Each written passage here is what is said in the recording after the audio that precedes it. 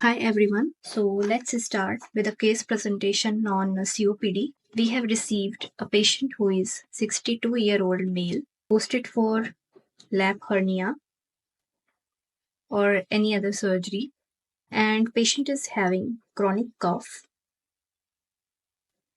with yellow expectoration along with it, and he gave me the history that he is a chronic smoker. So I examined the patient from head to toe and I saw that the patient is having, I apply the pulse oxy and then I see that the patient is having a saturation of 88% on room air. I apply the nasal prongs 2 liter oxygen to the patient. I auscultate the patient and I found that there is a wheeze present. On toes and fingers, I saw clubbing, which is also a finding in COPD patients. Overall, the patient looked thin and emaciated. Now, I ordered 3 investigations. First is chest X-ray, ECG, and ABG. In chest X-ray, I find that there is hyperinflation of the lungs overall, as you can see. What we can see is hyperinflation of the lungs. There is a tubular-shaped heart, flattening of diaphragm,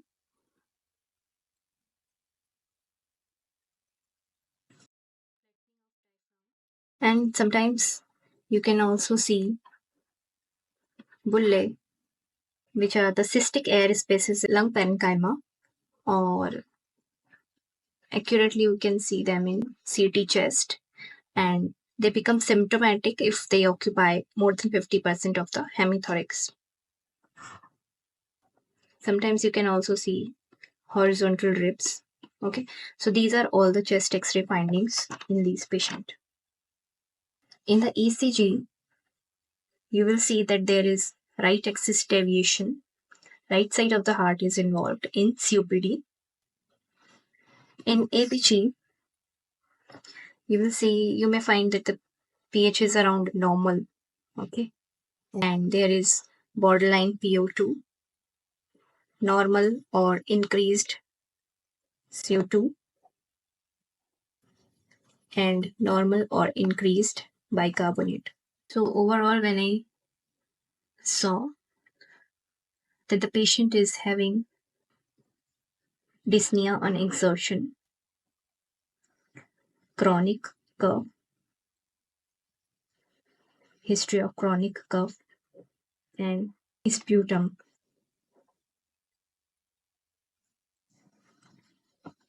The dyspnea also has some grading. So there is a grading in which there is grade 0, that the patient is not having any breathlessness or only get breathless on strenuous exercise. Grade 1 is when patient is having shortness of breath when going uphill, okay, or leveling up, okay. The grade 2 dyspnea on exertion is the patient walks slowly than people of same age, or he has to stop for breathing, breathe while taking a walk. Grade 3 is patient is having shortness of breath only at 100 meter or few minutes on the level. And grade 4 dyspnea is he is very breathless. He is too breathlessness even to leave the house or to dress undress. So we will order, first of all, a spirometric test. We will give the patient bronchodilator,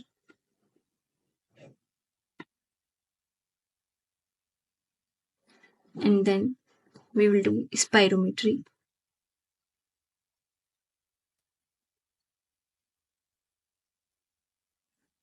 in which forced expiratory volume at 1 second upon forced vital capacity comes less than 0.7, then we can make a diagnosis of COPD. There is one gold classification, gold spirometric classification of gold, that is the Global Initiative for Chronic Obstructive Lung Disease. So it has the stages, stage, severity, and then the spirometry findings. So stages of gold are gold 1, 2, 3, and 4. So this is the mild, moderate, severe, very severe. In spirometry, we will see the FEV1 by FVC and FEV1 percentage predictive value. So if the FEV1 by FVC, it will be same in all, that is the less than 0.7. And the FEV1 will differentiate between these 4 grades. In mild, it is more than 80%. In moderate, it is 50 to 80%. Severe, 30 to 50%.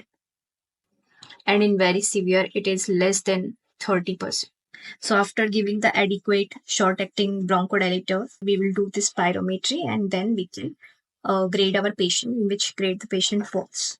Also, we can do some PFTs, bedside PFTs, to check the severity of the disease in the patients. So these are all the named tests. First is Subrasase breath holding test, in which I will apply my stent over the trachea and I will see whether the patient is having early expiration. Its normal value is the expiration should start at least after 40 seconds. If it is starting in less than 15 seconds, then the patient is having poor cardiopulmonary reserve. The second test is Snyder's. These are the name tests which can be asked in your exam. Snyder's match blowing test.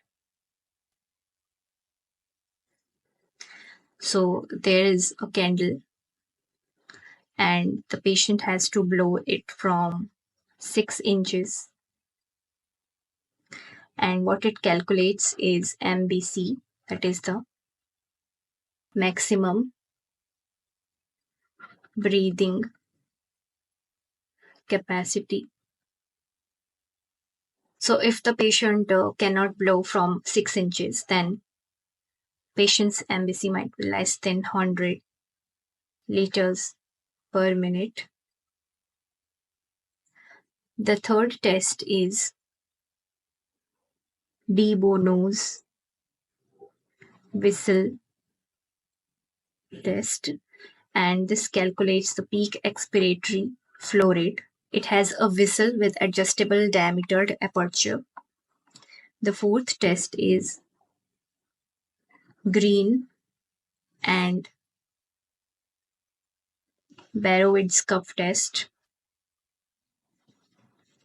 and in which we see the patient's ability to cough. Okay, if there is inadequate cough, then might be patient is having FVC less than 20 ml per kg, FEV1 less than 15 ml per kg, or peak expiratory flow rate less than 200 liters per minute. And for an effective cough, the patient's vital capacity should be 3 times the tidal volume. Then fifth is V's test. V's test in which we ask the patient to inspire and expire, to do deep inspiration and expiration around 5 times, and then we check for any wheezing. Okay. Then there are two tests, Wright's spirometer for tidal volume and minute ventilation, and Wright's peak flow meter. So if there is inadequate cuff efficiency in the patient, we can check it from peak flow meter. Okay. And so for males, it is 450 to 700 liter per minute. And for females, its value is 350 to 500 liter per minute. Okay. Eighth is you have to auscultate over the trachea for auscultation for forced expiratory time. So we have to see that the time at which the expiration starts and ends. So normally it is 3 to 4 seconds. In obstructed airway disease, it will be more than 6 seconds. And last, ninth test is single breath count test. Normally the patient, after deeply inspiring, they can normally count up to 50 or more than 50. And if the patient is able to count only less than 15, then it may be due to severe reduction in vital capacity of the patient. Also, we can assess the patient by studying the flow volume loop curves. So what is the normal flow volume loop? This is flow and this is volume. So the normal curve in normal patients, the curve is like this. This is the expiration, curve of expiration, and this is the curve of inspiration. So this is the normal curve. This is the peak expiratory flow rate.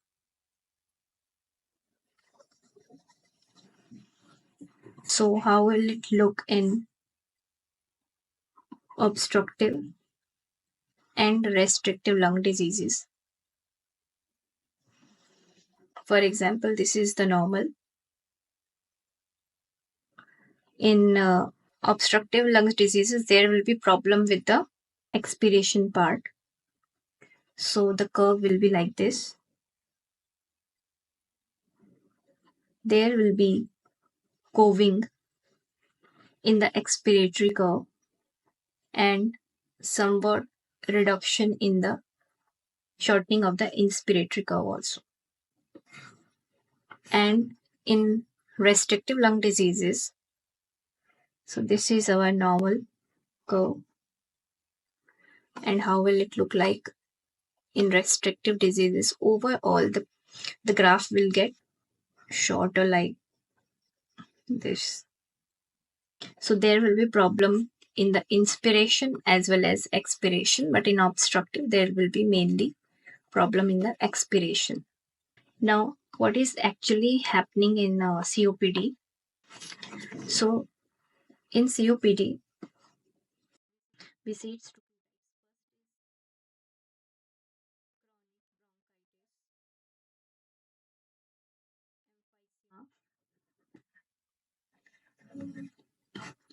okay, chronic bronchitis and emphysema. So if the patient is having productive cough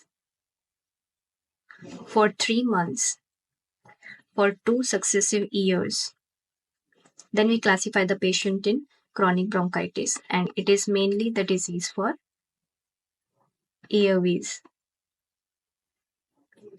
While the emphysema is a disease of parenchyma, there is permanent enlargement of air spaces distal to the terminal bronchioles.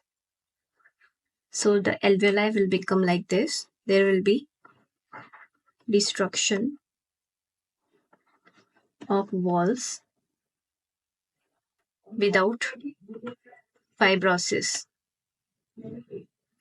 So inspiration, we know, is an active process. Inspiration is active process. And expiration is a passive process. So the most common causes overall for COPD is tobacco, pollution, occupational diseases, dust, okay, coal, smoking, cigarette, alpha 1 antitrypsin deficiency, marijuana, smoke. These are all the causes for COPD. So now inspiration is an active process, okay, and it is not affected in patients of COPD, while the expiration is passive process, and expiration depends on the recoil elastic recoil of the patient. So what happens? This is the alveoli, and it has lost its elasticity, so it becomes enlarged. So at the time of inspiration, the air goes in, and at the time of expiration, because the elasticity has been lost, okay, so there will be some air left here, okay, there will be air trapping. There will be air trapping, and continuously when this process will be happening, after each breath there will be breath stacking in the lungs. So this trapped air will generate positive airway pressure, okay, it will generate a positive airway pressure at the end of each expiration, okay, and this will generate auto peep in COPD patients. Due to this auto peep, what was the finding in X-ray? Hyperinflation. Due to this auto peep, there will be dynamic hyperinflation of the lungs.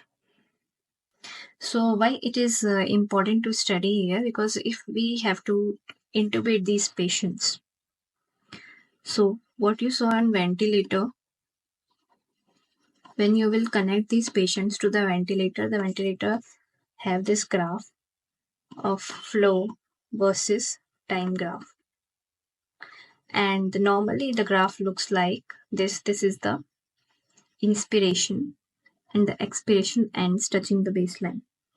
But when the patient is of COPD and already having some auto peep, we haven't applied any peep to the ventilator right now, the patient will be having this inspiration, and then there will be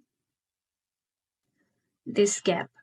This gap will show that the patient has auto peep. So on ventilator, we have to make sure that we should give low peep or no peep to these patients, and inspiration is to expiration ratio, which is normally we give 1:2. In these patients, because we saw that there is already some trapping of air, so to expel out this, we have to give more time to the expiration. So we have to increase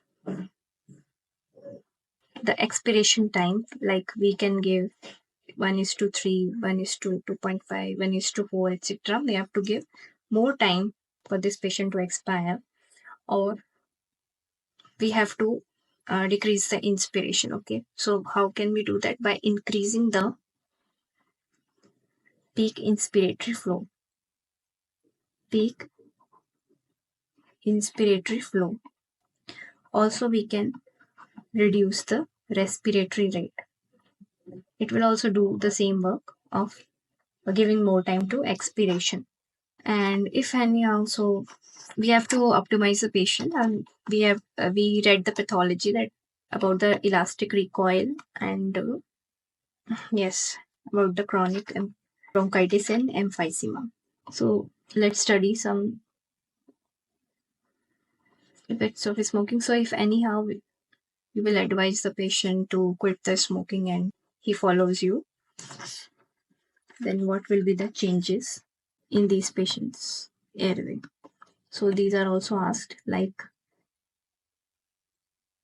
in 12 to 24 hours, the carbon monoxide levels and nicotine levels will decrease. In 48 to 72 hours, carboxyhemoglobin levels will normalize and ciliary function will improve. In about 1 to 2 weeks, the sputum production will go down. In 4 to 6 weeks, your pulmonary function test will improve. In 6 to 8 weeks, immune function will also improve. Metabolism will also get normalized. And in 12 weeks, in around 8 to 12 weeks, overall post-operative morbidity and mortality can be reduced. The rest about the optimization of the COPD, I will be covering in my next video. So thank you for watching. Share it with your friends also.